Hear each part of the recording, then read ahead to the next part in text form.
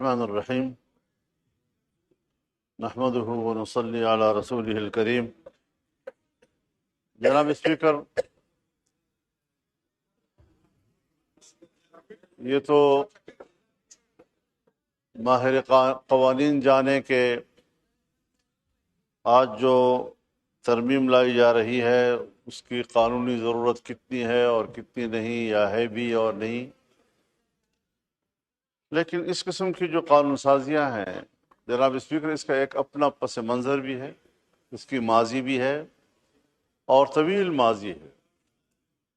دہشت گردی کے حوالے سے، دہشت گردی کے خلاف جنگ یہ صرف پاکستان میں نہیں، عالمی سطح پہ شروع ہوئی تھی، اور دہشت گردی کے خلاف جنگ کی قیادت امریکہ بہادر خود کر رہا تھا، اور پاکستان کی مشرف گورنمنٹ نے اس اتحاد کا حصہ ہونے کا فیصلہ کیا تھا، اور اس کے بعد دہشت گردی کے ساتھ ساتھ یہاں پر بدعنوانیوں کے خلاف، کرپشن کے خلاف نیب قوانین بنائے گئے۔ مجھے تعجب اس بات پر ہے کہ کبھی کسی قانون دان نے یا کبھی کسی پارلیمنٹیرین نے اس تمام تر تاریخ اور اس تمام تر ماضی میں، اس تمام تر قانونی چارہ میں اس نقطے کو کبھی دیکھا ہے کہ ہم نے اس قانون سازی کے تحت پاکستان کے ہر فرد کو، پاکستان کے ہر شہری کو پیدائشی مجرم قرار دے دیا ہے۔ پاکستان کا ہر شہری اس وقت پاکستان میں مجرم ہے۔ حکومت اور ادارے جب چاہیں بغیر پوچھے کسی شخص کو بھی گرفتار کر سکتی ہیں، اور گرفتار کر لینے کے بعد پھر اس کو ثابت کرنا ہوگا کہ میں گناہ گار نہیں ہوں۔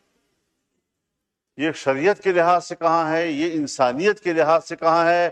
اس کا نشانہ صرف پاکستانی قوم کو کس طرح بنا دیا گیا ہے، اور پھر ہماری طرح کے کچھ کمزور ممالک، ترقی پذیر ممالک، ان کے کچھ حوالے بھی دیے جاتے ہیں کہ یہ قانون فلاں ملک میں ہے۔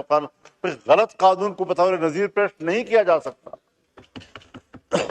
آپ جانتے ہیں کہ کتنے ممالک ہیں دنیا میں کہ اسی طرح کی غلط قانون سازیوں اور عدالت کے غلط فیصلوں کے نتیجے میں ہمارے قانون اور ہمارے فیصلے بطور نظیر پیش نہیں کیے جا سکتے۔ ان عدالتوں نے بھی پابندی لگائی ہوئی ہے، ان پارلیمنٹ نے بھی پابندی لگائی ہوئی ہے۔ ہم کہاں جا رہے ہیں؟